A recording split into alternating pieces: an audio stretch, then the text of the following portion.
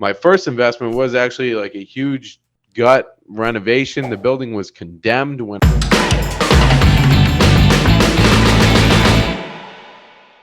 So I mean, my why, like, why did I even start looking at it? I was sleeping on my cousin's couch after school. I was making about 50K at my job, and getting up at 5 a.m., going into my job, working out afterwards, coming back, and my whole day was just filled up with this W-2 job.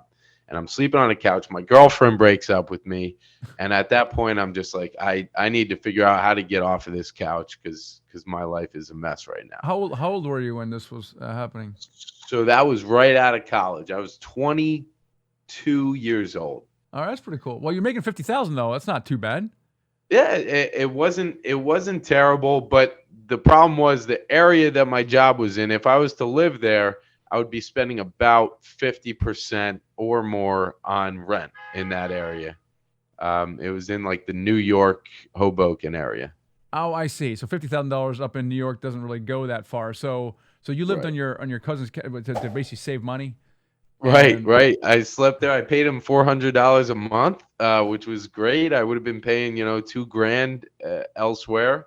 Um, but yeah, so I start going through all this playbook in my head. Like, I can't stay on this couch forever. I don't really want to pay the rent around here. Like, I got to figure out something else with money and start making more money. Plus, I don't want to be working this job 40, 50, 60 hours a week. So I just start going to coffee shops, Starbucks, and I'm reading, 6 hours a day outside of work and, on weekends, taking all that time there. And 3 books that, changed my life. One was the classic Rich Dad Poor Dad. Then I had Rental Property Investing by Brandon Turner. And then the third book that I ever read was your book, Financial Freedom yeah, through Real Estate. yeah. Um, and so that kind of set me on the path towards real estate investing. See, I love that because Rich Dad obviously plants the seed of passive income, but what it doesn't do is it doesn't tell you actually how to do it. It mentions words like real estate and cash flow businesses, and you as Right. a reader are left to figure out what to do about it. And it's not there's no surprise that you read Brandon's book right afterwards, is the Burr method on rental houses. Because when I read Rich Dad, my first thought was, oh, I'm going to flip houses. Of course, that's real estate. And what I'd love to do is basically attach the yellow book right at the end of the purple book, like literally like ship them together. Read the Right. purple book first, okay, and Right. then read the yellow book because the yellow book is the playbook for achieving that thing. And I'm Right. glad you. I mean, it's good that you read that book, but I'm glad that you read the yellow book right after the purple book because it saved you years. A lot of people spend years investing in single family houses. Right. Testing out different waters, and that's, I kind of that's what brought me to real estate was the predictability of the, I guess you could call it a dividend or your cash flow that you're going to receive after you pay all of your expenses. The predictability and the mathematics behind it seemed so definite and seemed like the absolute best return that I could get for the money that I had to inject at that time. And real estate is the only asset that you could leverage yourself to buy more. But what you have to so I like your projection because you skipped a lot of unnecessary steps, but still you went through a bunch of mental hurdles to get to where you are. Number one is you read the Burr Right. method, and then Right. somehow dismissed it as a strategy as a next step, which is great. The question is why? For the first question, why did you not pursue that? And then the question is why did you pursue the multifamily route, right? Because even if you dismiss the rental, it doesn't give a 22-year-old the confidence to start buying commercial real estate buildings. So what gave you the confidence to do both? Skip the single family house investing and get right into Right. apartment buildings. Right. So, my first investment actually was with an FHA loan. It was a house hack investment to buy a 4 unit building, and it's actually the building that I'm doing this podcast out of right now. I live in 1 unit, rent out the other three, and my main decision behind this was I could buy it with 3.5% down. So why?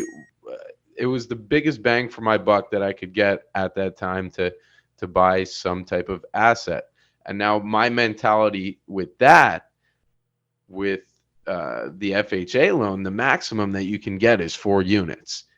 So if I can get 4 units, I'm not going to buy a 3 unit and I'm not going to buy a 2 unit, because if I have to live in one of those units, if I buy a 2 unit, I'm stealing 50% of my income. If I buy a 3 unit, I'm stealing 33%. I buy a 4 unit, I'm only taking 25% of the potential income, which allows me to cash flow much more heavily. So my first investment was actually like a huge gut renovation. The building was condemned when I Oh, bought it. It was the biggest learning lesson of my life. Took a year and 2 months to complete this thing, and went through a lot of lessons. But this is by far the one of the most successful assets that I own.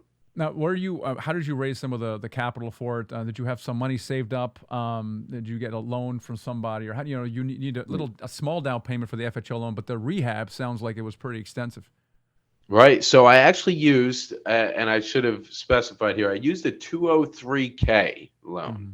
So what that is, that's for those who don't know, it's a FHA type loan. You can put down 3.5%, but you can also roll in your construction costs into that. So I had a $140,000 purchase price and a $120,000 renovation for all 4 units, but I only had to put down 3.5% of that total purchase price.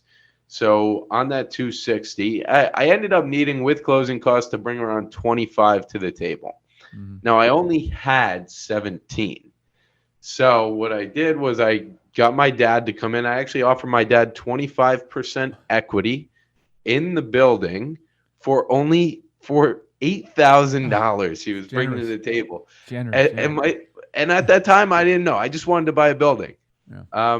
And my dad was like, "Yeah, sure, I'll do it." And then 6 months into that project, I actually went back to my dad, and I was like, "Hey, I kind of want the equity back out of my deal. Can I pay you back and pay you, a multiple on your money?" So I paid him a 50% return on his money. He gave me 8. He got 12 within 6 months, and yeah, so that's how I got the capital to get into the deal, and um, then paid it back out. Yeah, I love that. I mean, you're being resourceful. You're like, okay, Right, here's my situation. Here's what I want to do. How can I do it? And you get right, this loan. I didn't know you could finance construction costs. That's really cool. You had some right. money saved up, and then you did a deal with your dad, and then renegotiated that. And I just love that. And so now you're living out of 1 unit. So what's your cash flow? Um, after your expenses living in this thing, do you have positive cash flow in this thing? Yeah. So with me living here, it cash flows about $1,800 a month. Holy smokes, that's pretty cool. And then, It's a so what are so your living expenses then? So obviously, the 1,800 is after your own, mortgage or debt payment. So what are you living on right right. now? As far as my total living expenses, like Yeah, my yeah, entire life, and yeah. I Car, parties, everything. right, right. I am pretty frugal for someone who's 25. I keep it around 5,500 per month. Right, good. That's awesome. My cash flow is around 7 grand a month, so I've got Hmm. to, you know, give myself some buffer there and stay confident and have that room for any issues that pop up. So that's pretty cool. So you got into a 4 unit. Was your plan always to do another one afterwards, or did you say I'm just going to see how it goes and we'll see, or did you have more of a strategy when you first got into that 4 unit? Your book actually told me exactly what was going to happen next. You told me, it's amazing. It's like you get bit by a bug, you buy one, and then soon after you're buying the next one. And I didn't experience it right after because I had this renovation project. Things didn't go as smoothly as planned. But right after that renovation was done, actually before the renovation was even done, I bought another one. So before this thing had even proved itself to be a cash flowing asset, I bought another one with a partner. And yeah, I just the going back to the beginning, the predictability of the dividend I was going to receive was just like, if I buy four of these things like this, I can be done. I could be financially free.